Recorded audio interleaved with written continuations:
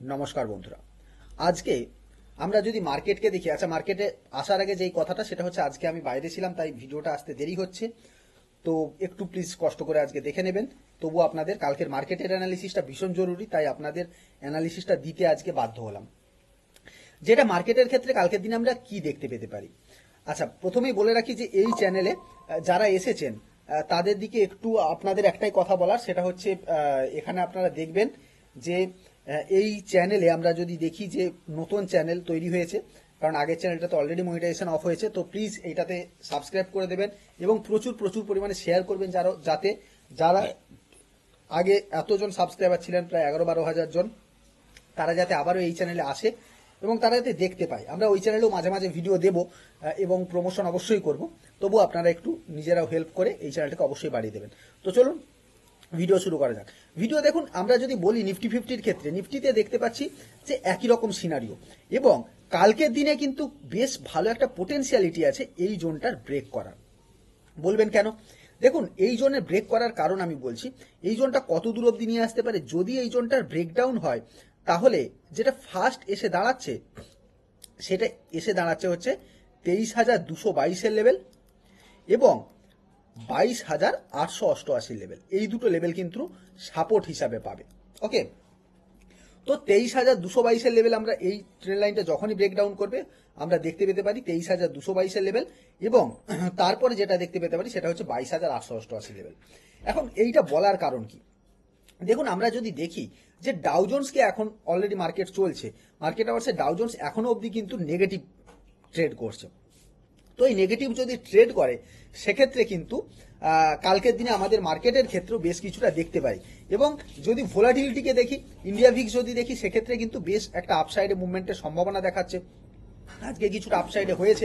তো এটা যদি এত দূর অবধিও যায় তাহলেও কিন্তু কালকের দিনে নিফটি ফিফটিতে একটা ভালো পতন আসলেও আসতে পারে, যেটা এই লেভেল অবধি দিয়ে যেতে পারে 23,222 এবং তারপরে একদম যেটা আসছে সেটা হচ্ছে 22,888 লেভেল অবধি, মানে ঠিক এইরকম লেভেলে চলে আসছে আমাদের। ওকে, তো এইরকম লেভেলে তো আসতে পারে বলে আমার ধারণা।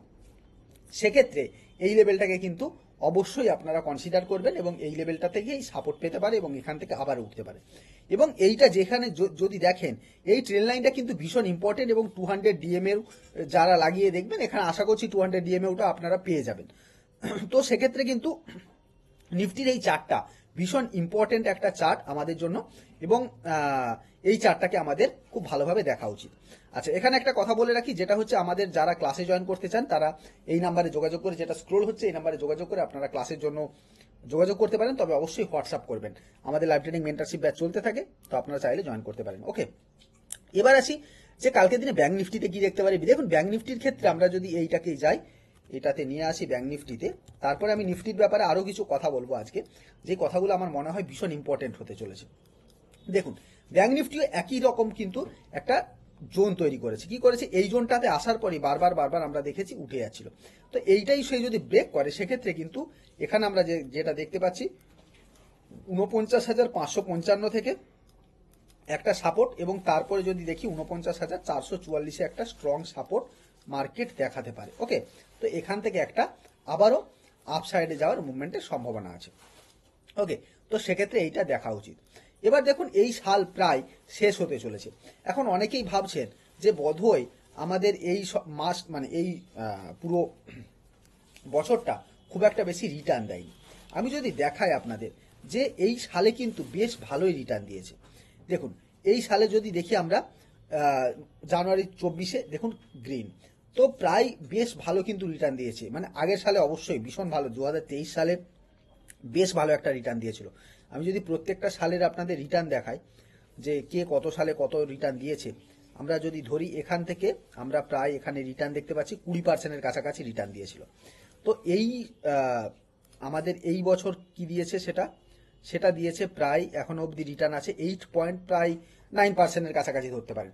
তো 12-14%-এর রিটার্ন মোটামুটি একটা অ্যাভারেজ আপনারা ধরতে পারেন। তো সেক্ষেত্রে কিন্তু এই বছরও পজিটিভই আছে। তো নেগেটিভ বলে আমার মনে হচ্ছে না, যে নেগেটিভ যারা ভাবছিলেন যে এই বছরটা বোধহয় নেগেটিভ, তো আপনার পোর্টফোলিও নেগেটিভ থাকতে পারে, কিন্তু আমাদের মার্কেটের তরফ থেকে এখন অবধি যেখানে ক্লোজ দিচ্ছে সেখানে কিন্তু পজিটিভই আমরা দেখতে পাচ্ছি। এবং দেখুন সেই 2008 সালের পরে 8 সালে ছিল নেগেটিভ, এবং তারপরে 11 সালে একটা নেগেটিভ হয়েছিল, 15 সালে নেগেটিভ হয়েছিল, এবং আমরা যেটা বলছিলাম যে 16 সালে সেইভাবে দেখুন রিটার্নই পাওয়া যায়নি, কারণ 16 সালটা খুব খারাপ গেছিল। 2020 সালে যদি দেখি, 20 সালে পড়েছিল ঠিকই, সেই 16 সালের কাছাকাছি নিয়ে চলে এসেছিল, তারপরে সেখান থেকে কিন্তু একটা বিশাল বড় বাউন্স ব্যাক দিয়েছে। এবং এই বছরে আমরা যদি বছরের হিসাবে ধরি, তো এখানে যেটা হতে পারে একটা শুটিং স্টার টাইপের দেখুন ক্যান্ডেল বানাচ্ছে, তো এখানে যেটা সম্ভাবনা আছে আমার মনে হয় এইটাকেও ব্রেক করে একটু এগিয়ে যাবে 2025 সালে, এবং 25 সালে তারপরে কিছুটা পতন আসতে পারে, যেটা এইরকম এই যে 18,000-এ যারা ভাবছেন তারা এইরকম জোন অবধি দেখতে পেতে পারেন। আমি জানি না 18,000 আসবে কিনা, নাও আসার সম্ভাবনা আছে, তবে আসলেও আসতে পারে, তবে এক্ষুনি না। যারা ভাবছেন যে এক্ষুনি চলে আসবে, কারণ আপনারা যতদিন ভাববেন ততদিন দেবে না, যখন এই ভাবনার থেকে আপনারা বেরিয়ে যাবেন তখন দেখবেন ব্যাপারগুলো ঠিক আসবে। ওকে, তো সেইভাবে এক্ষুনি আপনাদের ভাবনা চিন্তার কোনো কারণ নেই।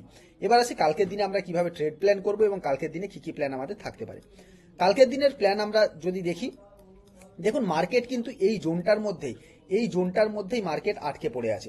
এখন কালকের দিনে যদি দেখি, এইটা কিন্তু ব্রেকডাউন দিয়েও সে আটকে পড়েছিল। আমি জাস্ট এটারই অপেক্ষা করছিলাম যদি ব্রেকডাউন ইনকেস হয়। আমি যেহেতু আজকে বাড়িতে ছিলাম না, তো একটা ওই মাত্র সকালে যে ক্লাসে ট্রেড করেছিলাম সেটাই হয়েছে। তারপরে একটা ক্রুড অয়েলে ট্রেড নিই, মোটামুটি পক্ষে 4-5 পয়েন্ট পাই। ক্রুড অয়েলে 5 পয়েন্ট মানেও খারাপ না, এক লটে 500 টাকা, তো 8-10 লট থাকলে ওখান থেকে একটা ভালো কিছু দেখতে পারেন। তো সেক্ষেত্রে এইটা দেখে নেবেন। তো আমার মনে হয় এইটা যদি ব্রেকডাউন দেয়, সেক্ষেত্রে কিন্তু 23,555-তে একটা সাপোর্ট পেতে পারে, এবং 23,555 পরে 23,444-এর লেভেল দেখতে পেতে পারেন।